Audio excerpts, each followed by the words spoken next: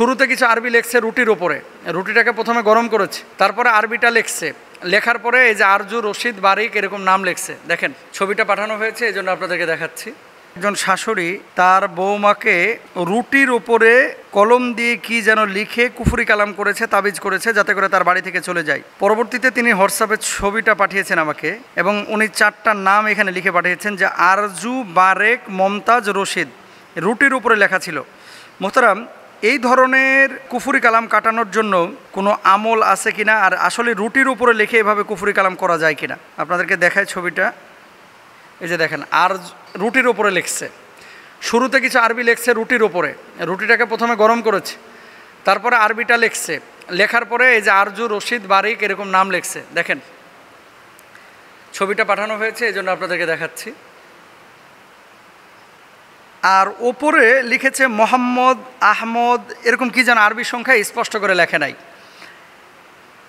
বাংলাদেশে এই ধরনের কাজ যারা করে, বুঝে শুনে কেউ যদি কুফরি কালাম করে, ওর ইমান থাকবে না, ও কাফের হয়ে যাবে। জোরে বলেন একবার নাউজুবিল্লাহ। এখন শাশুড়ি করুক আর শ্বশুর করুক, এই কাজগুলো যারা করে এরা মুসলমান না, প্রকৃত মুসলমান না, এটা হারাম। আল্লাহর হাবিব সাল্লাল্লাহু আলাইহি ওয়াসাল্লাম নিষেধ করেছেন। আল্লাহর হাবিব সাল্লাল্লাহু আলাইহি ওয়াসাল্লাম বলেছেন, 4 শ্রেণীর মানুষকে আল্লাহ সুবহানাহু ওয়া তাআলা বিনা হিসেবে জান্নাতে দাখিল করবেন ঈমান আনার পরে। যারা গণকের কাছে যায় না, যারা জ্যোতিষীর কাছে যায় না, এই ধরনের কুফরি কালাম করে না, যারা অশুভ লক্ষণ বিশ্বাস করে না, যারা দাগ কেটে চিকিৎসা গ্রহণ করে না, যারা আল্লাহর উপরে তাওয়াক্কুল করে। ওয়ালা রব্বিহিম ইয়াতাওয়াক্কালুন, স্পষ্টভাবে আল্লাহর হাবিব বলেছেন। এখন রুটির উপরে এভাবে লিখে কোনো শাশুড়ি যদি কোনো বৌমার ক্ষতি করতে চায়, অনেক সময় বৌমারা শাশুড়ির ক্ষতি করতে চায়, অনেক সময় শাশুড়ি বৌমার ক্ষতি করতে চায়, কুফরি কালাম করে, তাবিজ কবজ করে, এগুলো তাবিজ নিয়ে এসে, মিষ্টি পড়া নিয়ে এসে তার ক্ষতি করতে চায়। যারা এই কাজগুলো করবে, এই মানুষগুলো টুডে টুমোরো যদিও তার ক্ষতি করবে, তারা নিজেরাও ধরা খাবে। আপনাকে একদিন মরতে হবে না? তাহলে এখন করণীয় কি? যদি স্পষ্টভাবে শাশুড়ি করেছে এই কথাটা, এই কাজটা যদি এটা ধরা পড়ে, তাহলে শাশুড়িকে আইনের আশ্রয় নিতে হবে, শাশুড়িকে শাসন করতে হবে আইনের মাধ্যমে। আপনি নিজে মায়ের আবার থোতা ভস্কায় ফেলেন না, এটা জায়েজ না আপনার জন্য। আপনি যারা বিচারক তাদের হাতে তাকে তুলে দেবেন, পুলিশের হাতে তুলে দেন।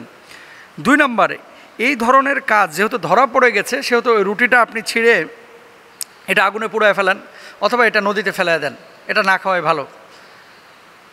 তারপরে এই সমস্ত কুফরি কালাম থেকে বাঁচার জন্য কয়েকটা পরামর্শ আপনাদেরকে দিই। কখনও কোনো নারী, আপনারা খেয়াল করবেন, এই যে ওড়না অনেকে আপনারা বাইরে মেলেন, আপনাদের ইন্টারনাল কিছু পোশাক আশাক আপনারা বাইরে বা বেলকুনিতে মেলেন, এগুলো অনেকে যারা কুফরি কালাম করে, আপনার যারা শত্রু আছে, এই কাপড়ের টুকরাগুলো যেগুলো আপনি ব্যবহার করেন, ছোট্ট করে কেটে নিয়ে যায় বা সুতাটা নিয়ে যায়, নিয়ে যাওয়ার পরে এই বাদরামিগুলো করে ক্ষতি করার সম্ভাবনা থাকে। এই জন্য কাপড় চুপড় এগুলো সেফ জোনে মেলবেন, যেই জায়গাটায় আসলে উন্মুক্তভাবে কেউ যায় না, মানে আপনার কাপড়টা নিয়ে কেউ ক্ষতি করতে পারবে না। অনেক সময় মেয়েরা মাথার চুল এটাকে খুলে কি করে, যেখানে সেখানে খোলা, মানে কি বুঝেন নাই, চুল আঁচড়াইতেছে, চুল কিছু ঝরে পড়ে, এগুলো গোল করে ওই এক জায়গায় গুইজা রেখে দেয়। যারা কুফরি কালাম করে, জাদুটোনা করে, এই চুলগুলো নিয়ে কিন্তু খারাপ কাজ করে। 3 নম্বর আরেকটি বিষয়, আপনি আপনার নখগুলো কেটে সাধারণত আপনারা ফেলায় দেন। যদি কেউ ক্ষতি করতে চায়, আপনার নখ নিয়ে কিন্তু ক্ষতি করতে পারবে। আল্লাহ রাসূল সাল্লাল্লাহু আলাইহি ওয়াসাল্লামের নিজের ক্ষতি করেছিল, যার পরিপ্রেক্ষিতে আল্লাহ সুবহানাহু ওয়া তাআলা 2টা সূরা নাজিল করেছিলেন। নবীজি অসুস্থ ছিলেন প্রায় 6 মাস। খেয়াল করেন, সারাক্ষণ মাথা ঘোরায়, শরীর ব্যথা করে, শরীর মেজমেজ করে, কোনো রোগ ধরা পড়তেছে না। ওহী মারফত আল্লাহ তাআলা জানিয়েছিলেন যে আপনাকে এরকম জাদু করা হয়েছে। পরে একটা কূপের মধ্যে খেজুর গাছের কাণ্ডের সাথে এই যে নবীজির এই চুল, নখ এগুলো মিলায়া তারপরে মানে জাদু করা হয়েছিল, নবীজিকে কুফরি কালাম করা হয়েছিল। এরপরে নবীজি অসুস্থ হয়েছিলেন, আল্লাহ সুবহানাহু ওয়া তাআলা 2টা সূরা নাজিল করলেন। 1 নম্বর কি? সূরা ফালাক। 2 নম্বর হচ্ছে সূরা নাস, কুল আউযু বিরাব্বিল ফালাক মিন শাররি মা খালাক ওয়া মিন শাররিন নাফাসাতি ফিল উকাদ ওয়া মিন শাররি হাসিদিন ইযা হাসাদ। সূরা ফালাক নাস আপনারা সবাই পারেন। এই সূরা ফালাক নাস আপনারা পড়ে ফুৎকার করবেন, ইনশাআল্লাহ তাআলা এই কুফরি কালাম কেটে যাবে। আর ঘরের মধ্যে কোনো তাবিজ কবজ যদি পান, এই তাবিজ কবজগুলো সাধারণত সাথে সাথে পুড়ায় ফেলবেন অথবা নদীতে ফেলায় দেবেন।